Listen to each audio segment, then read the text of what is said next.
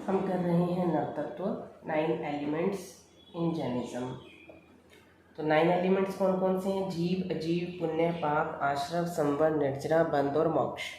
जिसमें से सबसे पहले हम जीव तत्व के बारे में चर्चा कर रहे थे कि जीव कौन होता है? जो कॉन्शियस है, जो चेतन तत्व से युक्त है, जिसके भीतर चेतना है, जिसके भीतर उपयोग गुण है, जो करता भी है और भोगता भी है। कर्मों का करने वाला भी वही है और कर्मों को भोगता भी वही है, वो जीव है। जीव के भेदों की हम बात कर रहे हैं तो जगन्य यानी कि मिनिमम इसका एक भेद है। कितना? एक भेद है।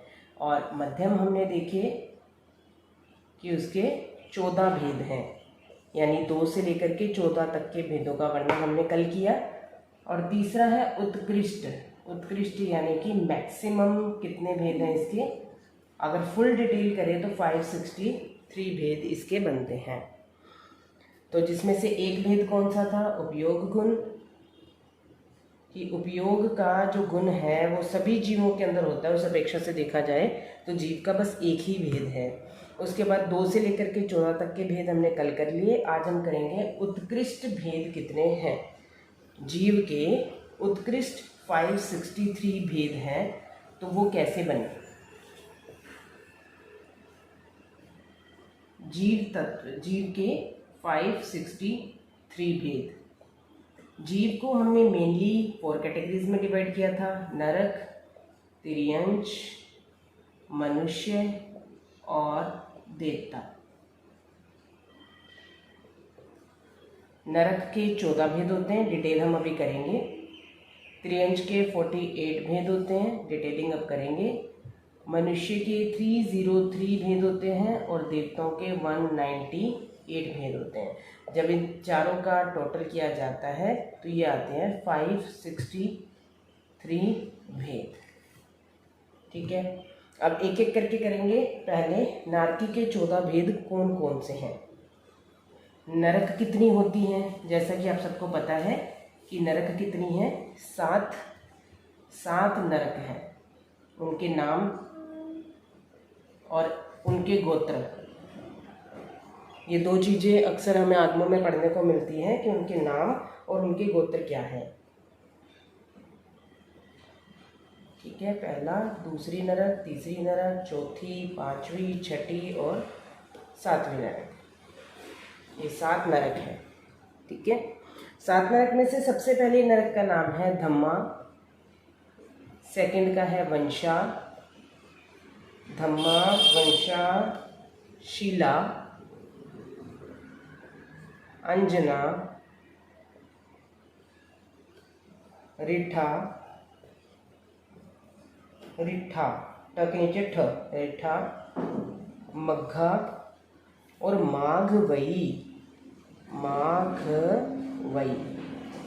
तो ये 7 नरकों के नाम हैं: धम्मा, वंशा, शीला, अंजना, रिठा, मग्गा और माघवई। ये नाम भी देखने को मिलते हैं, कंपैरेटिवली कम देखने को मिलते हैं, गोत्र ज़्यादा देखने को मिलते हैं। जब भी 7 नरकों के नाम पूछे जाते हैं तो अक्सर लोग बताते हैं रतन प्रभा। पहली नरक का नाम क्या है? ये एक्चुअल में नाम नहीं है, ये उसके गोत्र हैं। रतन प्रभा, शर्कर प्रभा, ये सेकंड का नाम है। थर्ड है बालू प्रभा, बालू प्रभा। फिर है पंक प्रभा, धूम प्रभा, उसके बाद तम प्रभा और लास्ट है तम तमा प्रभा। तम तमा प्रभा।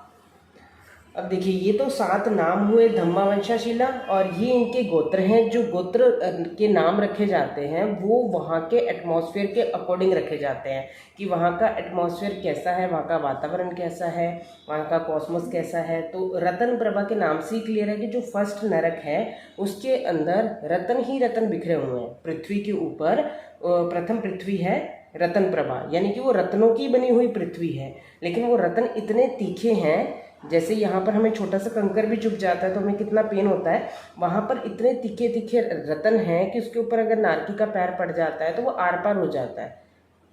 तो इतना मतलब कष्ट वहाँ पर है, मतलब वहाँ के जो रत्न है वो भी उन्हें कष्ट देते हैं, वहाँ की जो धरती है वो भी उन्हें कष्ट देती है नारकियों को। तो जो धरती रत्नों से मिलकर के बनी है उसे रत्न प्रभा कहते हैं।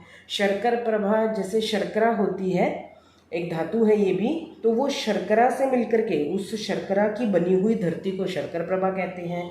बालू बोलते हैं रेत को, रेत जो होती है जिसे आम भाषा में मिट्टी भी कह देते हैं, तो रेत या मिट्टी जो होती है, तो जहाँ पर मिट्टी ही मिट्टी है उस मिट्टी को, वो मिट्टी इतनी गर्म है, ये जो शर्करा है वो भी बहुत ज़्यादा मतलब तीखी होती है, तीखी धातु होती है। ऐसी जो रेत मिट्टी की बनी हुई धरती है, तो वो जैसे अपन रेगिस्तान में चले जाएं और वहाँ पर अगर नंगे पाँव चलें तो कितनी तेज़ तपश लगेगी हमारे पाँवों को। लेकिन थर्ड जो भूमि है, थर्ड जो नरक है, उसकी रेत और मिट्टी उससे भी अनंत गुना ज़्यादा गर्म है, जो कि नारकियों को पल पल दुख देती है। वहाँ पर कोई ऐसी जगह नहीं जो बिना रेत बिना मिट्टी के हो, जहाँ पर जाकर के व्यक्ति सांस ले ले, मतलब नारकी सांस ले ले, ऐसा नहीं है। तो ये एटमॉस्फेयर उनको वहाँ पे नुकसान पहुँचाते हैं, उनको पेन देते हैं, उनको दुख देते हैं। तो बालू प्रभा की जहाँ की पृथ्वी रेत से मिलकर के बनी हुई है, रेत ही रेत है, वहाँ पर मिट्टी ही मिट्टी है। पंक, पंक का मतलब होता है कीचड़, मतलब ऐसा गंदा कीचड़, बदबूदार कीचड़ है वहाँ पर कि वहाँ पर पैर धरते ही, जैसे दलदल होती है ना, यहाँ पर दलदल के अंदर पैर डालो तो पैर अंदर धंसने लगता है, ऐसे ही बदबूदार गंदा खून मांस इन सब से लथपथ जो कीचड़ होता है, ऐसे कीचड़ की बनी हुई वो धरती होती है जिसे हम चौथी नरक कहते हैं। पांचवी नरक है धूम। धूम का मतलब होता है जहाँ पर धुआं ही धुआं है, मतलब कुछ दिखाई ही नहीं देता। जब कहीं आग लग जाती है तो हम बोलते हैं ना कि कुछ दिखाई नहीं दे रहा है, इतना धुआं है, या दिवाली के दिनों में हमें लगता है कि कितना धुआं है, लेकिन वहाँ पर इससे भी अनंत गुना ज़्यादा धुआं है। उस धरती पर कुछ भी दिखाई नहीं देता, बस केवल धुआं ही धुआं रहता है। तो ऐसी धरती जो होती है उसे बोला जाता है पांचवी नरक, धुआं।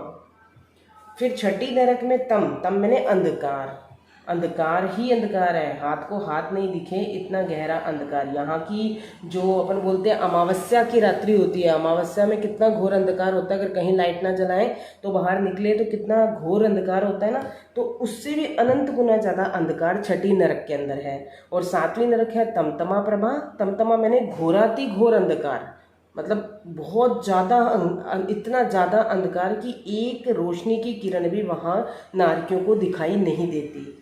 और सातवीं नारकी की जो मैक्सिमम उम्र है वह 33 सागरोपम, मतलब अगर हमें 1 मिनट के लिए भी एकदम गुप अंधेरे में रहना पड़ जाए, एक ऐसे रूम में रहना पड़ जाए जहाँ पर कुछ भी दिखाई नहीं दे रहा, तो कितनी घबराहट होने लगती है। और वहाँ के नारकी जो है वो 33 सागरोपम तक उसी घोर अंधकार में रहते हैं, उन्हें कभी भी प्रकाश की एक किरण तक देखने को नहीं मिलती है।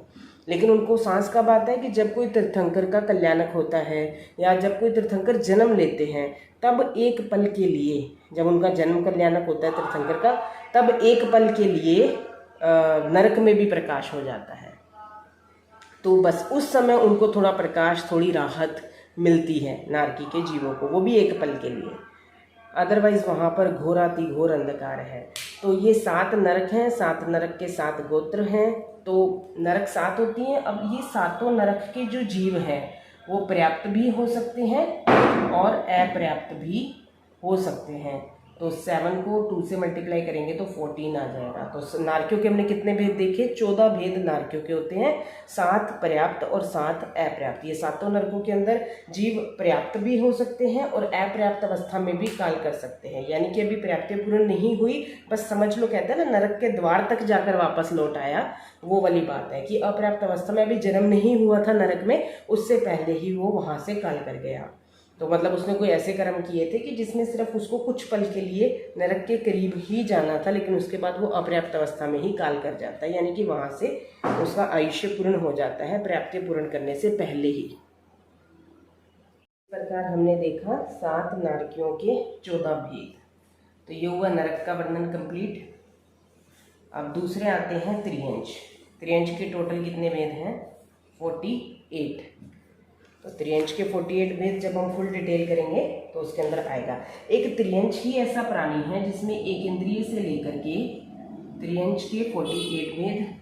तो त्रियंश एक ऐसा प्राणी है जिसमें एक इंद्रिय से लेकर के पंच इंद्रिय तक के जीव पाए जाते हैं, क्योंकि जो नारकी है वो पंचेंद्रिय है, देवता है वो पंचेंद्रिय है, मनुष्य है वो पंचेंद्रिय है। लेकिन त्रियंश के अंदर एकेंद्रिय जीव भी होते हैं, बेंद्रिय भी होते हैं, तेंद्रिय, चौरेंद्रिय और पंचेंद्रिय, सभी प्रकार के जीव होते हैं। अब हम एकेंद्रिय की डिटेल करते हैं। एकेंद्रिय के अंदर कौन कौन से जीव आते हैं? जैसा कि हमने पहले भी देखा था, पृथ्वी काय के जीव एकेंद्रिय जीव हैं, जिनके पास एक ही इंद्रिय है, स्पर्श इंद्रिय, बस। तो इनको स्थावर भी कहते हैं और एक इंद्रिय जीव भी कहते हैं। तो पृथ्वी काय के जीव सूक्ष्म भी होते हैं और स्थूल भी होते हैं, आंखों से दिखाई भी दे सकते हैं और नहीं भी दे सकते। तो सूक्ष्म और स्थूल दो प्रकार के जीव होते हैं। फिर आगे ये पर्याप्त भी हो सकते हैं और अपर्याप्त भी हो सकते हैं। तो टोटल इसके 4 भेद हुए पृथ्वी काय के, सिर्फ पृथ्वी काय के। और फिर है अपकाय। अपकाय मैंने पृथ्वी काय का मतलब होगा पृथ्वी के जीव, जैसे मिट्टी, रेत, ये सब, कंकड़, पहाड़, पर्वत, ठीक है। अपकाय के जीव जो होते हैं वो पानी के जीवों को बोलते हैं अपकाय के जीव। वैसे ये 25 मिनट के थोपड़े में क्लियर है आप सबको कि अपकाय के जीव कौन से हैं। पानी के जीवों को अपकाय के जीव कहा जाता है। पानी के जीव भी सूक्ष्म भी होते हैं और स्थूल भी होते हैं, माइक्रोस्कोप आदि से देखा भी जा सकता है, और इतने सूक्ष्म भी होते हैं कि दिखाई भी नहीं देते। और ये भी पर्याप्त भी हो सकते हैं और अपर्याप्त भी हो सकते हैं। माइक्रोस्कोप में वैज्ञानिकों ने देखा 36,450 चलते फिरते जीव। भगवान ने कहा है वैसे कि ये केंद्रीय जीव नहीं है, ये तो उसके अंदर चलने वाले त्रस्त जीव हैं। जो केंद्रीय जीव है वो तो केवल ज्ञानियों ने अपने उसमें देखा है, केवल ज्ञान में। तो उन्होंने बताया है कि असंख्यात जीव होते हैं पानी की एक बूंद में, सिर्फ एक बूंद में। और वैज्ञानिक कहते हैं 36,450 होते हैं। चलो ये अलग मैटर था। तो मैं ये बता रही थी कि भाई अपकाय के अंदर सूक्ष्म जीव भी होते हैं, स्थूल भी होते हैं, पर्याप्त भी होते हैं, अपर्याप्त भी होते हैं। तो ये हो गए 4 भेद, पृथ्वी काय, अपकाय। फिर आता है तेऊकाय के जीव। तेऊ किसे बोलते हैं? अग्नि को। अग्नि के अंदर भी जीव है। अग्नि के जीव भी सूक्ष्म भी हैं और स्थूल भी हैं, दिखाई भी देते हैं और नहीं भी। फिर आगे वही पर्याप्त भी हैं और अपर्याप्त भी हैं। तो इसके भी कितने भेद हुए? 4। उसके बाद आता है वायुकाय के जीव, यानी कि हवा के जीव। हवा के जीवों को वायुकाय के जीव कहते हैं। ये भी सूक्ष्म भी होते हैं, स्थूल भी होते हैं, पर्याप्त भी होते हैं और अपर्याप्त भी होते हैं। तो इसके टोटल कितने भेद हो गए? 4। उसके बाद लास्ट आता है वनस्पति काय। एकेंद्रीय जीवों का 5वां भेद है वनस्पति काय। वनस्पति काय में मैंने आपको बताया था पहले भी कि एक सूक्ष्म जीव होते हैं और एक स्थूल, या बादर भी बोल देते हैं हम इसको, कहीं पर कंफ्यूज मत होना। जहाँ पर अगर स्थूल की जगह बादर भी लिखा होगा तो भी ठीक है। सूक्ष्म और बादर, ये 2 भेद हैं, सूक्ष्म बादर, ठीक है। स्थूल की जगह बादर भी कर सकते हैं। तो सूक्ष्म और बादर, ये 2 भेद थे। अब बादर के आगे 2 भेद और हैं, एक प्रत्येक वनस्पति है और एक साधारण वनस्पति है। सूक्ष्म जीव तो वो होते हैं कि जो दिखाई नहीं देते, जैसे कि हम आलू के अंदर बोलते हैं, ठीक है। आलू के अंदर क्या है? ठसाठस इतने जीव हैं जो आंखों से दिखाई नहीं देते। जितने भी जमीन के अंदर आलू, मूली, प्याज, गाजर जो जमीन के अंदर उत्पन्न होते हैं, उन सब के अंदर अनंत सूक्ष्म जीव पाए जाते हैं। भगवान ने अपने केवल ज्ञान में देख करके बताया। और बादर जीव क्या होते हैं? बादर जो आंखों से दिखाई देते हैं। अब उसके भी आगे 2 पार्ट कर दिए, एक प्रत्येक और एक साधारण। जो एक शरीर में एक ही जीव हो उसे तो क्या कहेंगे? प्रत्येक वनस्पति। प्रत्येक वनस्पति का एग्जाम्पल जैसे आम ले सकते हैं। एक आम के अंदर क्या होता है? सिर्फ एक ही जीव होता है। कैसे? एक गुठली होती है और आम एक, मतलब एक गुठली जो है वो जीव है। तो एक आम के अंदर कितनी गुठलियां हैं? कभी 2, 3, 4 गुठलियां देखी? नहीं। तो वो क्या है? आम प्रत्येक वनस्पति हो गई। और जो साधारण वनस्पति है जैसे मटर, मटर के अंदर एक फली के अंदर 4-5 मटर होते हैं, मटर के दाने, ठीक है। 4-5 मटर के दाने क्या है? वो जीव हैं, ठीक है। एक मिर्च है, उस मिर्च के अंदर कितने सारे बीज हैं? तो वो सारे क्या है? जीव हैं। जहाँ पर एक ही शरीर में एक से ज़्यादा जीव रहें वो तो साधारण वनस्पति। एक शरीर में एक ही जीव रहे जैसे कि आम, उसे बोलेंगे प्रत्येक वनस्पति। और एक ही शरीर के अंदर अनंत जीव रहें जैसे कि जिमीकंद, आलू, इतने सूक्ष्म जीव रहें जो कि आंखों से दिखाई भी नहीं देते हैं, तो उसे बोलते हैं सूक्ष्म जीव। ठीक है। तो इन शॉर्ट वनस्पति काय के कितने भेद हुए ये वैसे मैंने डिटेल करवा दी, लेकिन वनस्पति काय के देखा जाए तो 3 भेद हैं। ठीक है, बादर को भी छोड़िए, बादर के आगे 2 पार्ट करेंगे हम तो क्या बनेगा, प्रत्येक और साधारण। तो हम कह सकते हैं कि वनस्पति काय के 3 भेद हैं, बाकी सबके तो 2-2 थे, सूक्ष्म और बादर, सूक्ष्म और बादर। इसमें सूक्ष्म भी है, देन प्रत्येक है और देन साधारण है। तो कितने हुए, 3। इन तीनों का पर्याप्त भी हो सकते हैं ये तीनों जीव, और अपर्याप्त अवस्था में भी कार्य कर सकते हैं। तो 3 पर्याप्त और 3 अपर्याप्त, इसके 6 भेद होंगे। बाकी सबके 4-4 थे, लेकिन इसके 6 भेद होंगे। अब हम टोटल एकेंद्रीय के जीवों को अगर हम काउंट करें तो कितने बनेंगे, 4, इन सबको प्लस कर दीजिए तो ये कितने बन गए, 16 और 6, इसको भी ऐड कर दीजिए 22। ठीक है, तो टोटल एकेंद्रीय के कितने जीव, कितने भेद बने, 22 भेद, सिर्फ एकेंद्रीय के 22 भेद। ठीक है, त्रियंश में जो फर्स्ट इसका पार्ट था उसके 22 भेद हैं, तो इसको यहाँ तक रखते हैं। उसके बाद आ जाते हैं बेंद्रीय पे। तो एकेंद्रीय के कितने भेद हुए, 22 भेद। आगे आता है बेंद्रीय, तेंद्रीय, चुरेंद्रीय और पंचेंद्रीय। अब जो बेंद्रीय जीव है, तेंद्रीय जीव है और चुरेंद्रीय जीव है, इन तीनों को एक साथ अगर हम बोले तो क्या बोलते हैं, विकलेंद्रिय जीव, जिनकी इंद्रियां विकल है, पूर्ण नहीं है, इन तीनों को एक साथ ये भी बोला जा सकता है। इसके भेद जैसा कि मैंने पहले भी बताया था कि ये तीनों सूक्ष्म और बादर नहीं होते, ये ओनली बादर ही होते हैं, यानी कि आंखों से देखने वाले ही होते हैं, इतने सूक्ष्म नहीं होते कि आंखों से दिखाई ना दे। जो सूक्ष्म है वो केंद्रीय जीव ही है। तो बेंद्रीय, तेंद्रीय, चुरेंद्रीय, इन तीनों का पर्याप्त, ये तीनों पर्याप्त अवस्था में भी हो सकते हैं और अपर्याप्त अवस्था में भी हो सकते हैं। तो तीनों का देखेंगे, मतलब बेंद्रीय के 2 भेद, पर्याप्त और अपर्याप्त, इसको हम करते हैं पर्याप्त और अपर्याप्त। ठीक है, तेंद्रीय के भी 2 भेद हैं, पर्याप्त और अपर्याप्त। चुरेंद्रीय के भी 2 भेद हैं, पर्याप्त और अपर्याप्त। ठीक है, तो 2 भेद इसके, 2 भेद इसके, 2 भेद इसके, टोटल कितने हो गए, 6। ऐसे कर लो, या सीधा 3 भेद है, बेंद्रीय, तेंद्रीय, चुरेंद्रीय, तीनों के, तीनों के पर्याप्त और अपर्याप्त करके 6 भेद हो जाते हैं। तो इन शॉर्ट अगर हम देखें तो इन तीनों के कितने भेद बनेंगे, 6 भेद बनेंगे। चलिए, इन तीनों को विकलेंद्रीय कहा और इकट्ठे इनके 6 भेद हो गए। ठीक है, 22 + 6 प्लस अब पंचेंद्रिय का रह गया। अब पंचेंद्रिय के कितने भेद होते हैं, अब पंचेंद्रिय जीव जिसके पास 5 इंद्रियां हैं, आँख, कान, नाक, जीवा और स्पर्शेंद्रिय, 5 हों ऐसे 5 जीव हैं। जैसे इसके थे ना एकेंद्रिय के, पृथ्वी काय, अपकाय, तेवकाय, वायुकाय, वनस्पति का, इसी तरीके से पंचेंद्रिय भी 5 तरह के होते हैं। कौन कौन से 5 तरह के, एक होते हैं जलचर जीव, जो जल के अंदर रहते हैं, जल के अंदर रहने वाले, जैसे मछली, मगरमच्छ, ये सब क्या है, पंचेंद्रिय हैं, इनके पास 5 की 5 इंद्रियां हैं, लेकिन ये रहते कहाँ पर हैं, जल के अंदर रहते हैं, इसलिए इनको जलचर जीव कहते हैं। दूसरे आते हैं स्थलचर, स्थल बोलते हैं धरती को, धरती पर रहने वाले जो जीव हैं, जैसे गाय, बैल, भैंस, घोड़ा, कुत्ता, बिल्ली, एनीथिंग। ठीक है, तो वो सारे क्या आ जाएंगे, स्थलचर जीव हो जाएंगे, जो धरती पर रहते हैं, धरती के ऊपर रहते हैं, ये पानी के अंदर और ये धरती के ऊपर। तो जलचर, स्थलचर। उसके बाद आता है खेचर, ऐसे जीव जो अक्सर आकाश में गमन करते हैं, जैसे कौवा, कोयल, तोता, मैना, कुछ भी जो पक्षियों की कैटेगरी, जो बर्ड्स बोलते हैं जिन्हें हम।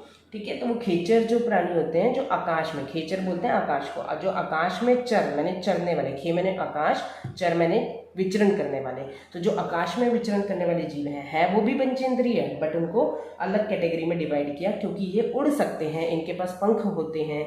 तो खेचर जीव जो होते हैं जैसे कौवा, कोयल आदि, जो आकाश में गमन करते हैं। खेचर के बाद आता है उरपुर जीव, ये भी पंचेंद्रिय जीव हैं। उर बोलते हैं हृदय को, छाती को, तो जो छाती के बल चलने वाले जीव हैं, जैसे छिपकली चलती है, अजगर चलता है, सांप चलता है। ठीक है, तो ये सब क्या है, छाती के बल रेंगने वाले जो जीव होते हैं, वो रेंगने वाले जीवों को उरपुर जीव कहा जाता है। होते ये भी पंचेंद्रिय हैं, बट इनकी अलग कैटेगरी आएगी। उरपुर के बाद लास्ट आता है भुजपुर। भुज का मतलब होता है भुजा, अपनी भुजाओं के बल, आर्म्स के थ्रू चलने वाले, तो वो होते हैं जैसे चूहा है, वो अपनी भुजाओं के बल पे चलता है, नेवला है, गिलहरी है। तो ये सारे क्या जीव, कौन से जीव होते हैं जो कि अपने भुजाओं के बल पे चलते हैं, तो इनकी अलग कैटेगरी है। ये सारे के सारे ही त्रियंश है, ठीक है, यानी कि पशु पक्षी की योनि में आते हैं। लेकिन और ये सारे के सारे क्या पंचेंद्रिय हैं, पांचों इंद्रियों वाले हैं। लेकिन इन सबको अलग अलग कैटेगरीज में डिवाइड किया गया। पानी के अंदर रहने वाले जलचर, धरती पर रहने वाले स्थलचर, आकाश में उड़ने वाले खेचर, छाती के बल या हृदय के बल चलने वाले उर्पुर और भुजाओं के बल चलने वाले जो जीव हैं उन्हें भुजपुर कहा जाता है। तो इस अपेक्षा से हम देखा जाए तो 5 भेद बनते हैं पंचेंद्रिय के। अब ये पांचों के पांचों जीव, ठीक है, संगी भी हो सकते हैं और असंगी भी हो सकते हैं। एक इंद्रिय से लेकर के 4 इंद्रिय तक के सारे जीव असंगी ही होते हैं, इसलिए यहाँ पर उनका कोई डिवाइडेशन नहीं किया गया था। संगी असंगी का कोई ऐसे डिवाइडेशन नहीं किया गया, क्योंकि ये सारे असंगी, संगी असंगी मतलब असंगी मतलब बिना मन वाले। तो जो बिना मन वाले जीव हैं वो तो एक इंद्रिय से 4 इंद्रिय तक के हैं। ये तो नियमा बिना मन वाले ही होते हैं। इनके पास इंद्रियां तो होती हैं, किसी के पास 1, किसी के पास 2, 3, 4, बट इनके पास मन नहीं होता। और पंचेंद्रिय के अंदर डिपेंड करता है, कुछ कुछ पंचेंद्रिय ऐसे होते हैं जिनके पास मन होता है और कुछ कुछ ऐसे होते हैं जिनके पास मन नहीं होता है। इसलिए हमने इसको 2 कैटेगरीज में डिवाइड कर दिया कि ये पांचों तरह के ही जीव संगी भी हो सकते हैं, असंगी भी हो सकते हैं। यानी कि कोई गाय, बैल, भैंस, घोड़ा ऐसा भी है जिसके पास मन नहीं है, कोई कौवा, कोयल ऐसी भी हैं जिसके पास मन नहीं है, और कोई कोई ऐसे हैं जिनके पास मन है। ठीक है, तो संगी और असंगी ये 2 भेद बनते हैं। तो ये पांचों जीव 5 तरह के संगी जीव हो गए प्लस 5 तरह के असंगी जीव हो गए, तो टोटल कितने हो गए 10। अब ये 10 के 10 जीव पर्याप्त भी हो सकते हैं और अपर्याप्त भी हो सकते हैं।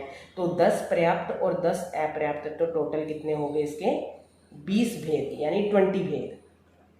ठीक है, तो ये पंचेंद्रिय की डिटेल है जिसमें हमारे 20 भेद बनते हैं।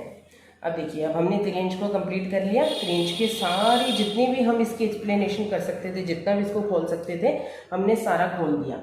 तो इसके बनते हैं 20 भेद। अब इनका टोटल करेंगे 22 + 6 + 20, ठीक है, 44 + 6 कितने हो गए 48। जैसे मैंने स्टार्टिंग में बताया था कि त्रियंच के कितने भेद होते हैं 48 भेद होते हैं। ठीक है, तो नारकियों के कितने करे हमने अभी, नरक के 14 भेद, और त्रियंच के हमने करे हैं आज 48 भेद। अभी रह गए मनुष्य और देवता। तो मनुष्य के 303 भेद हैं और देवलोक के देवता के 198 भेद हैं। जब टोटल करेंगे तो 563 आएगा। बट आज अभी नरक और त्रियंच इन दोनों की डिटेल हमने देखी। आज के लिए इतना ही। कल हम करेंगे मनुष्य के भेद और देवताओं के भेद, इनकी डिटेल करेंगे कि कैसे 198 तरीके के देवता बनते हैं और कैसे 303 टाइप्स के मनुष्य बनते हैं। आज के लिए इतना ही। कोई भी डाउट हो आप पूछ सकते हैं।